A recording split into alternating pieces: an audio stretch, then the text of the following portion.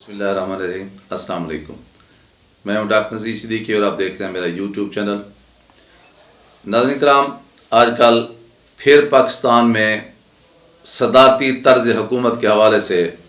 बातचीत चल रही है और लोग अपनी अपनी जगह पर इसके फेवर में दलाइल दे रहे हैं। अगर हम गौर करें तो हमारे मुल्क में 3 अदवार में काफ़ी तरक्की देखने में आई है। भले वो अयूब खान का दौर हो, भले वो ज़ियाउल हक का दौर हो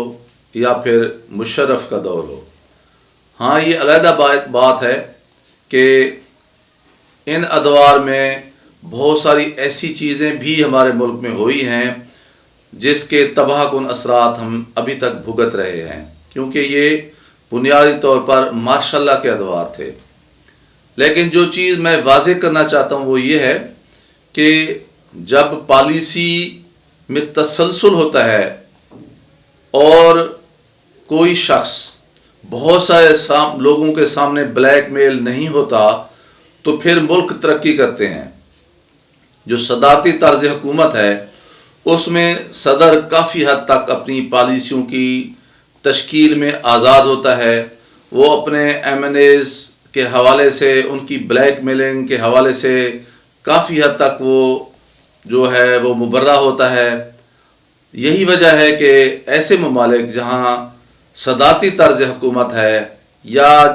जिस निज़ाम हुकूमत में, सियासी निज़ाम हुकूमत में ब्लैकमेलिंग नहीं है, प्रेशर नहीं है, जगह जगह पर रुकावटें नहीं है, वो मुल्क बहुत ज़्यादा तरक्की कर रहे हैं। हमारे सामने चीन की मिसाल मौजूद है जहाँ ना तो सदारती तर्ज हुकूमत है ना पार्लिमानी है। ज़ाहिर है वहाँ एक कम्युनिस्ट पार्टी है और फिर जो एक वहाँ का सदर है और पूरी पार्टी जो है वो पॉलिसी बनाती है और सदर उसको जो है इन्फोर्स करता है। आप देखें कि 3-4 अशरों के दौरान चीन आज दुनिया की सबसे बड़ी सुपर पावर बनने जा रहा है और चीन की जो मईशत है वो इस कदर तरक्की कर गई है कि लोग हैरान हैं, बल्कि अमेरिका और रूस को यकीन ही नहीं आ रहा कि चीन इस कदर क्यों जल्दी तरक्की कर गया है। उसकी वजह यही है कि वहाँ पॉलिसियों के अंदर तसलसल है, जबकि उसके मुकाबले में ये जो हमारे मुल्क के अंदर पिछले 70 साल के दौरान एक पार्लिमानी निज़ाम हुकूमत कायम है और ये जो निज़ाम हुकूमत है इसकी बुनियादी जो फ़लसफ़ा है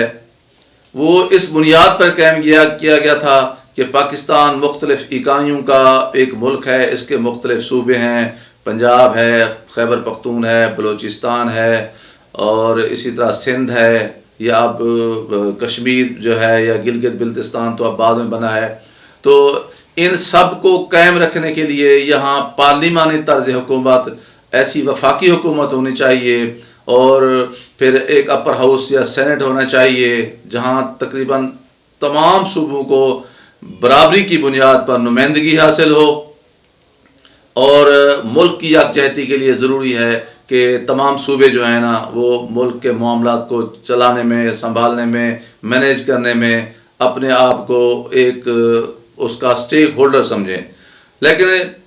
होता यह है कि 4-5 साल के दौरान जो हुकूमत आती है, एक तो उसे ये खौफ होता है कि उसके खिलाफ साजिशें की जाएंगी, इस्टेब्लिशमेंट उसको कदम नहीं जमाने देगी, अपोजिशन उसको जो है डिस्टेबलाइज करेगी। इसलिए उसकी कोशिश होती है कि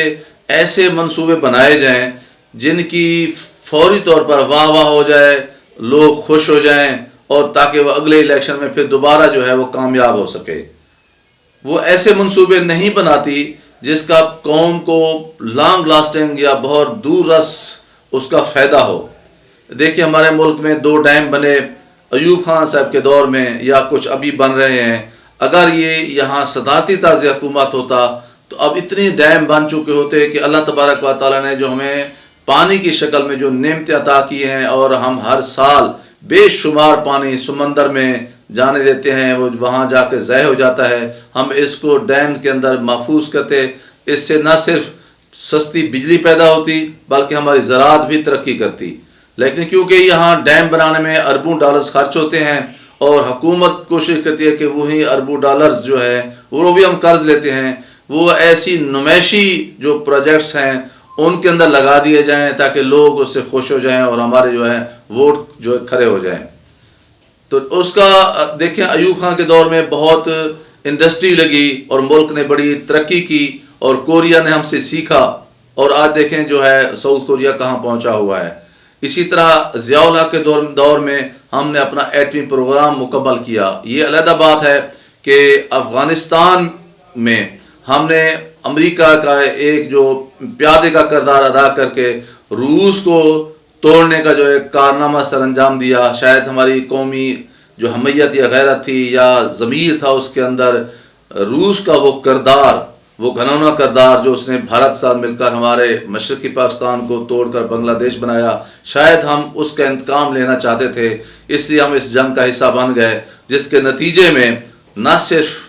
کراچی میں اس قدر قتل و غارت گری ہوئی کہ جو ہمارا منی پاکستان ہے آج تک وہ زخم خوردہ ہے، بلکہ کلیشنکوف کلچر اور بے شمار اسلحہ اور ڈرگز آئیں، وہ ہم آج تک اس کے نتائج بھگت رہے ہیں. لیکن یہ ہوا کہ ہم نے اپنا ایٹمی پروگرام مکمل کر لیا اور ہم کشمیر کی آزادی کے لیے بہت تیزی سے کام کر رہے تھے.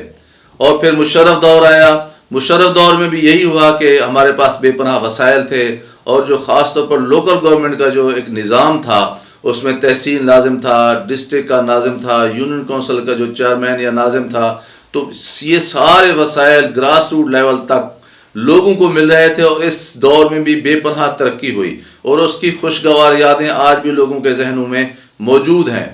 تو میں یہ سمجھتا ہوں کہ 70 سال تو ہم نے اس پارلیمانی نظام حکومت کو صرف اس جو ہے یقین کے ساتھ یا اس خوف کی بنیاد پر بھگت لیا ہے کہ پاکستان کے وفاق کو قائم رکھنے کے لیے بہت ضروری ہے کہ صوبے جو ہیں وہ خود مختار ہوں، یہاں پارلیمانی طرز حکومت ہو، قومی اسمبلی ہو، سینٹ ہو. لیکن کب تک ہم اس کی قیمت چکاتے رہیں گے؟ اب آپ دیکھ رہے ہیں کہ پاکستان اس قدر مقروض ہو چکا ہے کہ ہم اصل زر تو ویسے کا ویسا پاکستان کے اوپر کھڑا ہوا ہے اور اب ہم سود ادا کرنے کے قابل نہیں رہے. اب ہم لوگوں سے، ابھی ہم نے سعودی عرب سے $3 ارب کے قرضہ لیا ہے 4% سود پر، اور اس کو ہم نے صرف اپنے اسٹیٹ بینک میں رکھا ہے کیونکہ ہمارے جو فارن ریزروز تھے وہ $17 ارب پہ آ گئے تھے. $3 ارب یہ آنے سے ہمارے $20 ارب ہو گئے ہیں، جس کی وجہ سے ہمارے جو روپے کی جو قدر و قیمت تھی وہ جو بہت تیزی سے گر رہی تھی وہ ایک جگہ پر رک گئی ہے. اب یہ صورتحال دیکھیں کہ بھی وقت کے ساتھ ساتھ بہت ہی بھیانک شکل اختیار کرتی جا رہی ہے اور یہ اگر اسی طرح جاری رہی تو ملک کا وجود قائم کرنا مشکل ہو جائے گا. اب پاکستان کا ٹوٹل جو دار و مدار ہے وہ ہم IMF کے جو رحم و کرم پر ہیں. 50% ہم پاکستان کی فوج کا بجٹ جو ہے وہ کم کر دیا گیا ہے. اور جہاں تک ہمارے ترقیاتی بجٹ کا سوال ہے وہ تو آپ کو پہلے ہی پتہ ہے کہ پچھلے 2-3-4 سال کے دوران یہ نہ ہونے کے برابر ہے. ویسے بھی یہ جو ترقیاتی کام ہیں یہ لوکل گورنمنٹس کا کام ہوتا ہے، یہ صوبائی اور وفاقی حکومتوں میں کوئی کام نہیں ہوتا، وہاں تو صرف قانون سازی ہونی چاہیے، لیکن وہ بھی نہیں ہو پا رہا.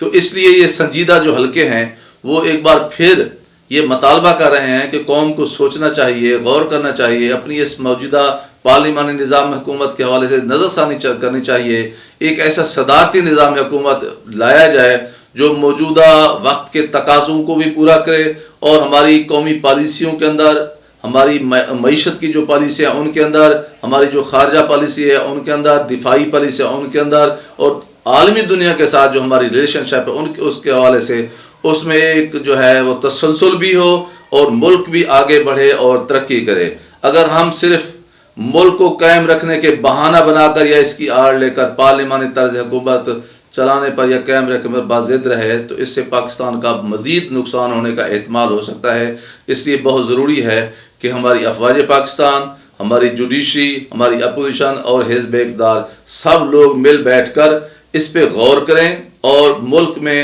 ایسا صدارتی طرز حکومت قائم کیا جائے جس سے نہ صرف ملک قائم رہ سکے، اس کی یکجہتی قائم رہ سکے، بلکہ ہمارا مستقبل بھی سنور سکے اور ہماری پالیسیوں کے تسلسل کے نتیجے میں پاکستان ایک خوشحال ملک بن سکے. ناظرین کرام، آپ سے گزارش ہے کہ میرے YouTube channel doctor Nazir Siddiqui کو سبسکرائب فرمائیں، اس ویڈیو کو زیادہ سے زیادہ شیئر کریں، گھنٹی کے بٹن کو ضرور دبا دیا کریں تاکہ میری تمام ویڈیوز آپ دوستوں کی خدمت پہنچ سکیں. اگلے ویلاگ تک اجازت.